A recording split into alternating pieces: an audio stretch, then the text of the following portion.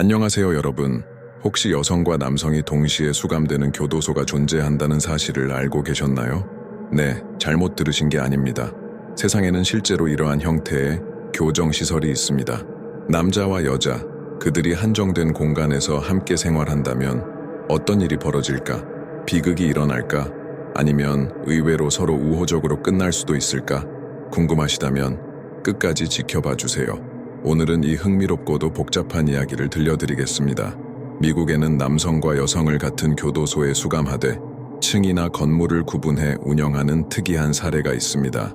예를 들어 연방교도소인 마리온 교도소에서는 남성과 여성 수감자가 함께 수용되지만 서로 다른 구역에 배치되어 있죠. 그런데 남성 교도소가 특히 남성에서 여성으로 전환한 트랜스젠더 여성분들에게는 더 큰 위험이 될 수 있습니다. 미국 법무부의 한 연구에 따르면 트랜스젠더 수감자 중 3분의 1 이상이 성적 폭력을 경험했으며 특히 트랜스젠더 여성은 일반 여성보다 13배 이상 높은 확률로 성적 폭력을 당한다고 보고되었습니다. 현실은 더욱 처참합니다.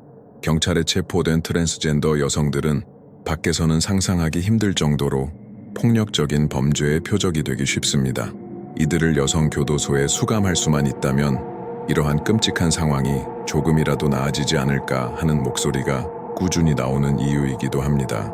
하지만 남성 교도소에 수감된 트랜스젠더 여성들은 머리를 짧게 깎게 하거나 여성으로서의 정체성에 맞는 의복을 입지 못하게 되는 등 더욱 큰 고통을 겪게 됩니다.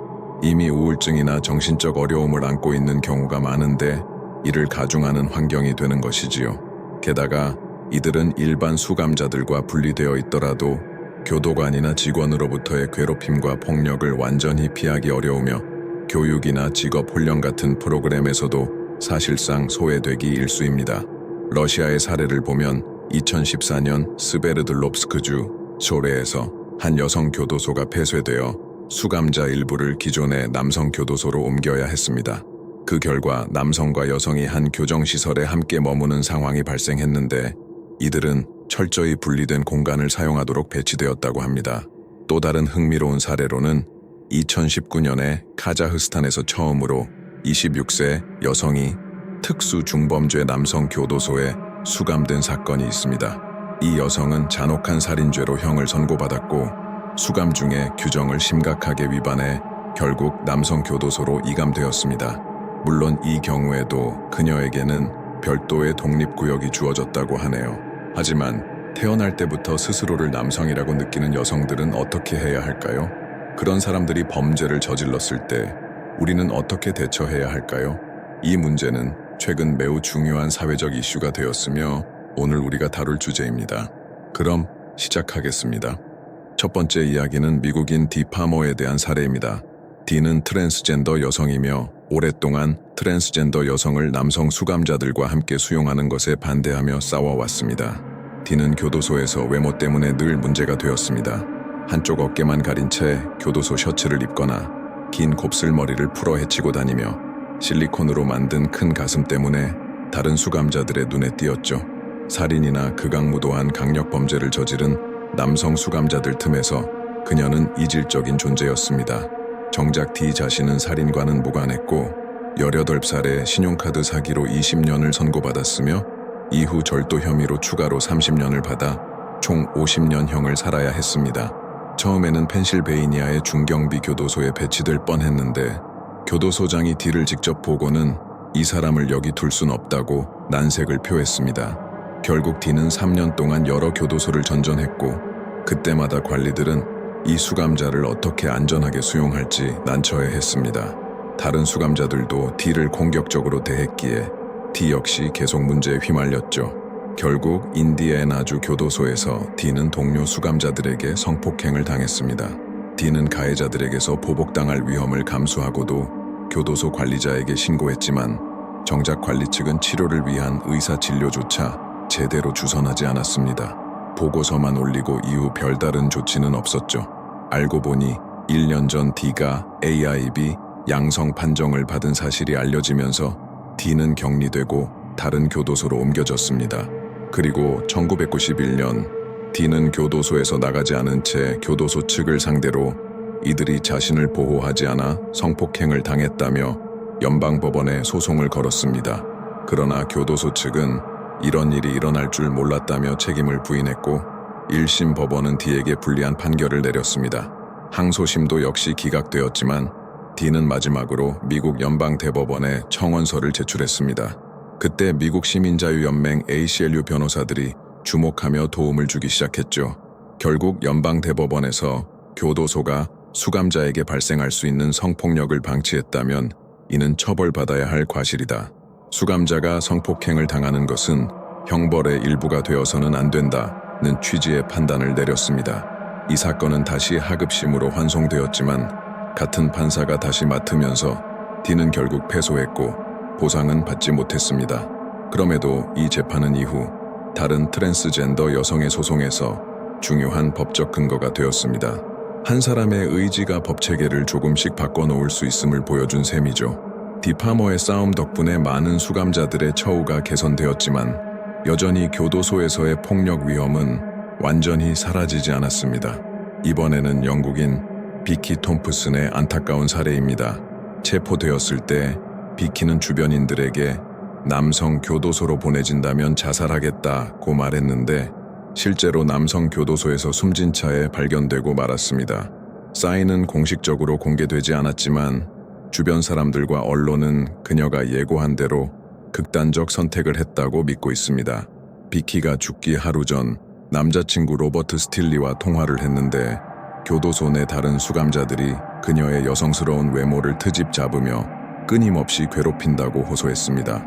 실제로 비키는 여성의 모습으로 살아왔지만 남성 교도소에 수감된 상태였던 거죠.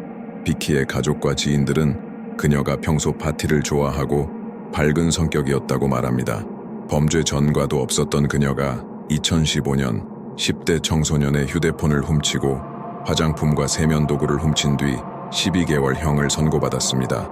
그때 비키는 아직 성전환 수술 전이었지만 10년 전부터 여성 복장을 하고 생활했으며 이미 합법적으로 이름을 변경해 두었죠. 재판에서 변호인은 비키가 트랜스젠더 여성이라는 점을 강조하며 남성 교도소로 보내면 위험하니 형을 낮춰주거나 여성 교도소로 이감해달라고 요청했습니다. 하지만 받아들여지지 않았고 결국 그녀는 끔찍한 결과를 맞이하고 말았습니다. 비키의 남자친구 로버트는 SNS에 잘자, 내 공주, 매일매일 내 생각을 한다. 내 시간이 오면 반드시 다시 만날 거야 라고 남기며 슬픔을 드러냈습니다. 2021년에는 여성 교도소에 수감 중인 법적 남성이었던 나자르 굴레비치 사례가 세간을 떠들썩하게 했습니다. 실제 신체는 여성으로 태어났지만 평생 남성이라고 여겨온 트랜스젠더 남성이었는데 수술 전 단계에서 구속되어 버린 것입니다. 나자르는 과거 TV 프로그램인 엑스트라센스의 전쟁 시즌 16에 출연할 정도로 알려진 인물이었고 이후 사기 혐의로 체포되었습니다. 처음엔 남성 교도소나 다른 구치소에서조차 어떻게 수용할지 모르겠다며 거부해 일단 여성 전용 구치소에 격리 배치되었습니다.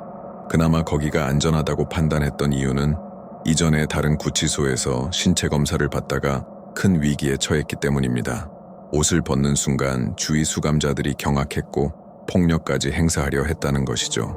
결국 나자르는 2년 가까이 여성 구치소의 독방에서 지내며 심각한 우울증에 시달렸고 자살까지 시도했습니다. 그는 자신이 억울하게 공범으로 몰렸다고 주장하며 무죄나 최소한 이미 수감된 기간만큼의 형으로 끝내길 바랐지만 재판부는 달리 판단했고 나자르에게 남은 형량은 몇 달 정도였습니다. 문제는 형 집행을 어디서 할 것이냐는 것이었는데 나자르는 남성 교도소에서도 여성 교도소에서도 내가 안전하게 살아남긴 힘들다고 호소했습니다. 결국 2021년 3월 나자르는 또 다른 구치소로 이감되었고 4월에는 러시아 교정 당국에서 그를 러시아에서 거주하는 것이 부적절하다고 판단해 강제 추방을 결정했습니다. 그에게는 러시아 국적인 배우자도 있었지만 받아들여지지 않았다고 하네요. 오늘은 남성 교도소에 수감된 여성들과 특히 트랜스젠더 여성들이 겪는 여러 문제를 살펴봤습니다. 물론 일부에서는 남녀가 함께 생활하면 서로 나쁜 점만 있는 게 아니라 긍정적인 영향도 있을 수 있다는 의견이 제기되기도 합니다. 하지만 현실적으로 트랜스젠더 수감자를 어떻게 보호하고 배치하느냐가 가장 시급한 숙제로 떠올랐습니다. 현재 국제사회에서는 이런 폭력을 방지하기 위해 다양한 제도를 논의하고 있습니다. 1. 같은 방이나 구역에 수감되는 사람을 신중하게 선별하고 2. 교도소 내에서의 괴롭힘 방지 프로그램을 도입하며 3. 익명으로 신고할 수 있는 시스템을 마련하는 등의 조치가 예죠. 영국은 2019년에 이러한 트랜스젠더 수감자들을 위한 첫 전문 수용동을 열었고 미국에서도 일부 주에서 시범적으로 운영하고 있습니다. 러시아에서도 2015년부터 교정 당국이 트랜스젠더 수감자 문제를 논의하고 있지만 아직 별도의 교도소나 구역이 마련되지는 않았습니다. 분명히 해결해야 할 문제가 존재하고 그 길은 아직 멀어 보입니다. 그래도 앞으로 어떻게 바뀔 수 있을지, 어떤 대안이 제시될지 계속해서 지켜봐야 하겠죠. 이 채널에서도 관련 소식이 나오는 대로 전해드리겠습니다. 오늘 영상이 흥미로우셨다면 구독과 좋아요 부탁드립니다. 앞으로도 다양한 이야기를 전해드릴 테니 함께 해주세요. 다음에 또 만나요.